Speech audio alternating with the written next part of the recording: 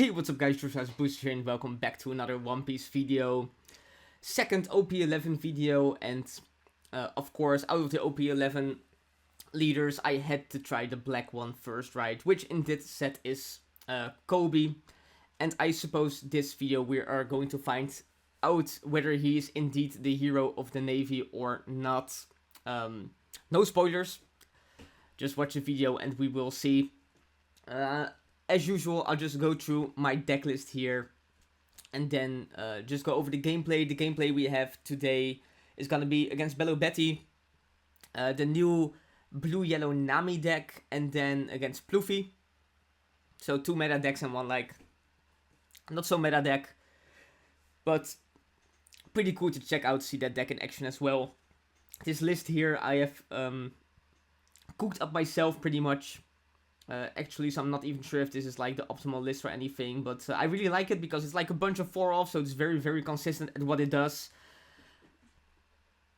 But what it does is a little bit questionable. Koby kind of suffers from the fact that he's like a red and a black leader, which are two colors that don't really synergize with each other all that much. Like the only synergy at this point is that there is Navy searchers in both colors and like Navy cards in both colors, so I guess that's where the consistency or the synergy comes from, like the consistency it provides in this specific deck. Koby, let's just go over the leader real quick because he is new. So he says your sword type characters can attack characters the turn they are played. So basically it's like having the Dressrosa stage, the Colosseum in play. Always, you don't need to stage, you just have the leader. And then once per turn, when one of your Navy type characters with an original power of 7 times or less is removed from play by your opponent's effects, instead you may place 3 cards from your trash to the bottom of the deck in any order. And this effect does not really come up that much, to be honest, in my testing up till now. But yeah, going over the deck list, we have the full playset of a Peacock or Shujaku, I think she's called.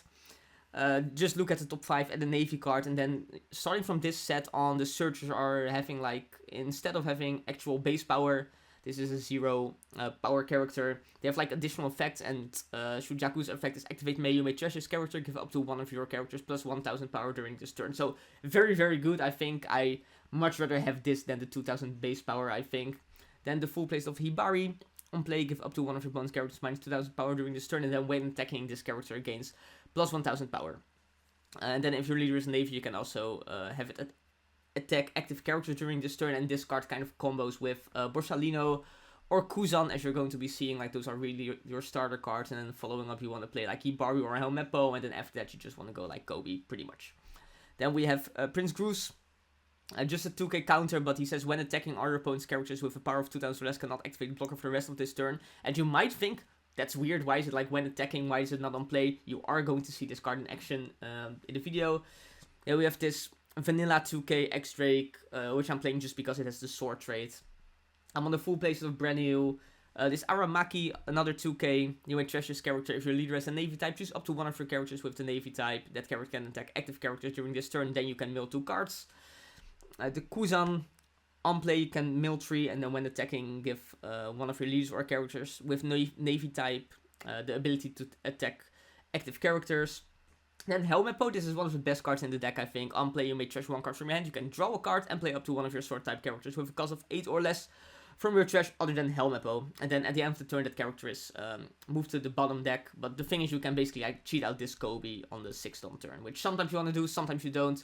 I am on the full place of Ripper. This is basically a 1-cost blocker if you have a Black Navy type in deck. And I really think 1-cost blockers are pretty strong this format, and in this deck as well. It is a 4-life leader, so we kind of, don't want to die.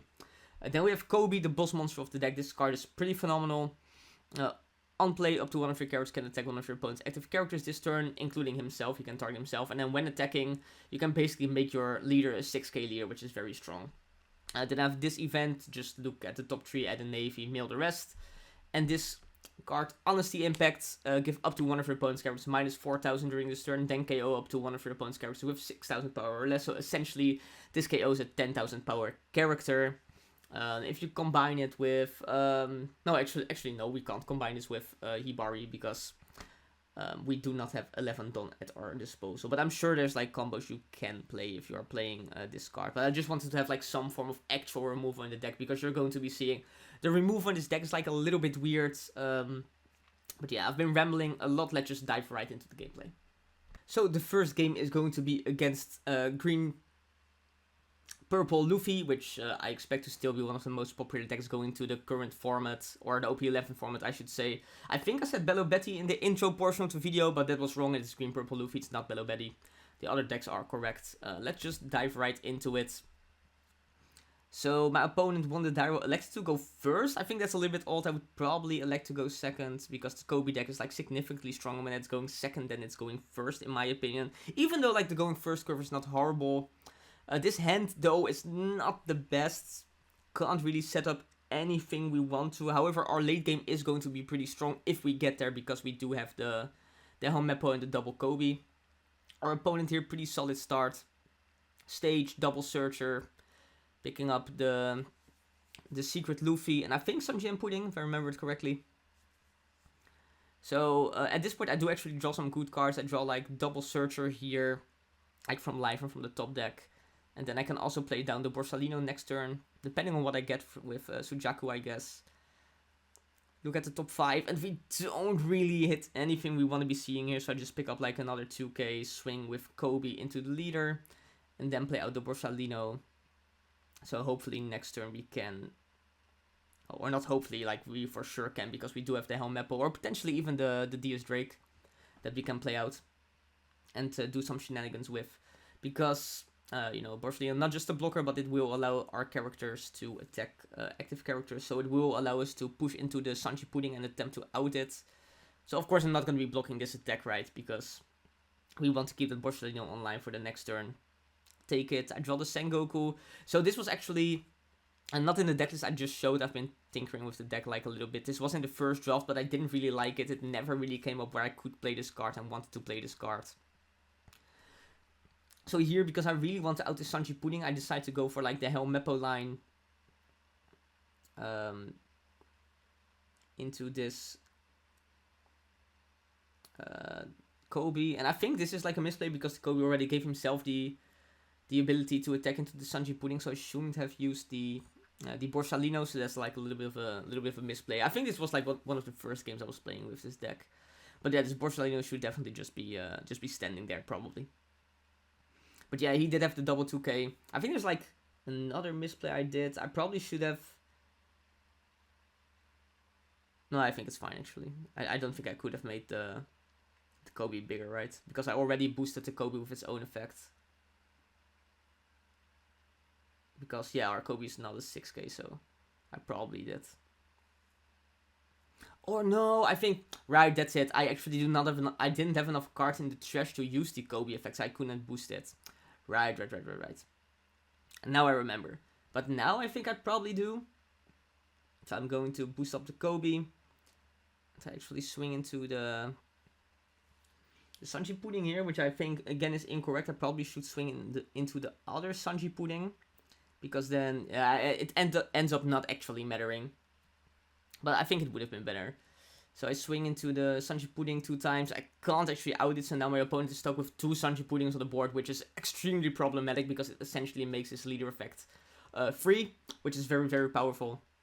And you know, I'm a Lucci player, I'm not used to this happening. Usually those Sanji Puddings, they don't stick, but in this case they do. However, luckily for me, my head is very, very big, so I should be able to survive this turn, and I also have a 6k leader. So he goes play the secret Luffy, use his leader effect. And now I'm just kind of hoping that he's going to go for game here. So I pitched a 1k. I should have pitched a Sengoku, by the way, instead of the Ripper on this swing, for sure. I think. Because then, like, there is a world where I would try to go for play the control game. Oh, maybe I actually discard the Ripper, like, to make him feel even more confident going for game here. But as you're going to be seeing, I don't think... he is actually going to go for it, so he goes swing 8. Here I'm like, okay, I can counter this, but I can also take it, and then I just have to calculate, like, and I calculate, okay, if I take this, if he swings 9-9, I can counter it out, I think. Or I had to draw a 1k from life, if I remember correctly, to be able to counter it out. Right? Yeah. But he doesn't even go for it, actually. And now here I get super, super lucky. So he uses his remaining Don to play down the Nico Robin. And we actually still have the Prince Gru's in hand, so we get to play the Prince Gru's because of the leader effect, we get to swing with it, and we get to turn off the blocker. So now he just has 3 cards in hand, and I have 3 like relatively big swings into his 6k leader. And the green purple Luffy deck is of course pretty famous for running like a bunch of bricks. So I'm like, okay, there's no way I'm ever winning the control game, right? I'm just going to go for game here. See how it works out. So I go, I think 9, 10, 12 is the line I'm going to be taking. And he can't use the blocker open, right? No open Don, so I was kind of scared when he took like a little bit to use this trigger that it might be something like Gamma Knife to give him like a Don for a potential, what's it called? Gangnam Giant, but as you can see here, he doesn't have it, so we pull out the miraculous win here with Koby, but we probably shouldn't have won this game. Then moving on to like a little bit less of a meta matchup, which is going to be blue-yellow Nami. So before we start, full disclosure, I am not fully aware what's all in this blue-yellow Nami deck usually. I know it got like seconds at last weekend's Tokyo tournament, I'm pretty sure. But I didn't really check out the deck list. I have literally no idea what to expect when I'm playing against this, basically. But yeah, I win the diary roll. I'm still on the Sengoku list in this one apparently, but in the next game I won't be. I do have double searcher going second, which is very, very strong, and we already have like quite a setup here for our pieces. I'm like, this is probably like a slower deck, so having the double Koby is pretty good. To be honest, having the Koby at like a high number is always very, very good. Like if you can stick double Koby on the field, you're gonna be like a 7k leader, which is very, very powerful, of course. So here, I can play the brand new, but I can also just go like Borsalino Ripper. I opt to go for the brand new, grab the 2k, and then I swing 6 into the Nami, and I will be playing out the Ripper. He goes to 5 Don. What can Nami do at 5 Don? I do not know. Maybe play like the Nami to KO something. I really don't. Oh, right, it can play this. Right, it generates even more cards. Pretty strong. But he won't be able to put a Don under his leader, so he won't be able to use the leader effect to go to become a 7k leader. Swings 5 here, which I opt to counter with a 1k. I draw another searcher, and now I can go Helmeppo, pitch Koby, play out Koby, and this Koby is going to be able to out the Nami very likely, or he's gonna have to discard 2ks, which is also fine, to be honest. I opt to not use the Peacock effect here. Maybe I should have. To be honest, I don't think that would have been bad. Just swinging 6 into leader here. Of course, he's gonna discard a 2k to prevent this attack. I mean, right. So he plays the Big Mom here, the 7 cost, and I opt to give him a life. To be honest, if you're playing like a 4 life leader, trashing the life always feels so bad. And this deck really can't effectively deal with the Big Mom either. So, yeah, it's a black deck that can't out 7 cost effectively. Kind of funny. I do think this deck is very interesting in what it does. Like I suppose it plays the removal game, but like in a very different way. Like in a very red way, which is cool. But, I mean, it's not better than the traditional black way, right? So I swing 6 into leader, then swing 7 into leader with the Helmeppo. The Ripper still being on the field is pretty strong. And we can really pressure the Nami here. He also didn't have a Don on a lesson, which is nice, so he can't become a 7k leader, and those are really feels like the turns that you really want to pressure them. I pick up the 30 Hibari from live there, which we don't really want to be seeing. And then he also plays the Kid trashing my life, so kind of rough turn here. Definitely should have countered the 6k swing here, so now he really gets more resources out of my hand than I would like to, right? Pick up Prince Gru's, which is fine. I play the search and pick up another Prince Gru's, and now we're just gonna use the Hibari, I think, to attempt to clear the board. So this Hibari can swing with 7 into the Kid now, which is also 7 because of the on-play effect of Hibari. Loki, like the pseudo rush when attacking 2 characters is pretty strong. I always thought it was pretty strong, like Marshall D teaching the deck as well. It's maybe to... I don't know. I don't know. This, this deck doesn't heal, right? Does it? Yeah, I don't really know what the game plan with the teach there is. I'm sure there is something, but I don't know. Oh, it's probably to go down in hand size maybe, and then draw. No, that doesn't make any sense. I don't know. So he's gonna be swinging 8 there, and then 6, which I will counter. And now he plays the LOL. 6 cards in hand, and now I'm like, okay, sure, there we go again, Prince Gru's. As long as people don't know what this deck does, and like the Prince Gru's existing, the Prince Gru's is like a pretty good card, because now, sure, he can become 7k leader, but we do have like a lot of gas to pressure here. So he makes his leader a 7k, discarding the Cavendish. And I'm just thinking, okay, like, what am I gonna swing? And I decide to go like 11 and then big, or 7 big, I suppose. And then he actually admits defeat there, because his hand is all bricked up, literally 1k. So we squeezed out the win again. But once again, like, should we have won this game? I'm not sure. But yeah, I did manage to get 2 wins. Let's go into the third and last game. Going into the last game here, which is going to be against Pluffy. He won the die roll, which is always a little bit rough against Pluffy, because that deck is so much stronger when it's going first opposed to second. Shout out to this guy, by the way, Hendrock Lewis's. You are my guy. I do have a pretty solid starter, double searcher, but I don't think I really find what I want. Like, oh, actually, no, my hand's actually looking pretty good, never mind. I was like, I don't have Kuzan, but it's kind of fine, because we do have Borsalino, which sure is not as good as Kuzan, but it's Kuzan at home, right? Draw another one, which is not perfect. And now I'm like, okay, I'll just go 5, and then play Ripper, play Borsalino. I won't quite be able to use the Ripper yet, because you need to have a black Navy card in play.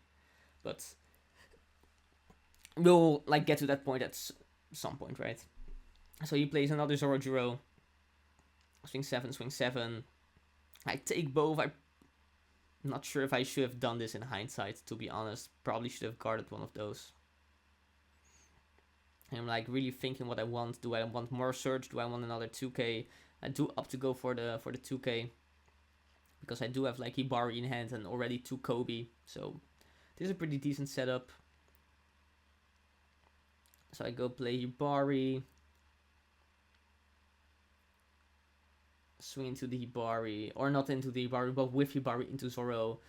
Allow my Koby to activate active characters, but I end up swinging 6 into the Luffy anyway, because that's gonna force him to use a 2k, right? Because Luffy doesn't usually want to take these hits. So he swings 5, which I counter. Then he goes 6, which I counter. I need to, right?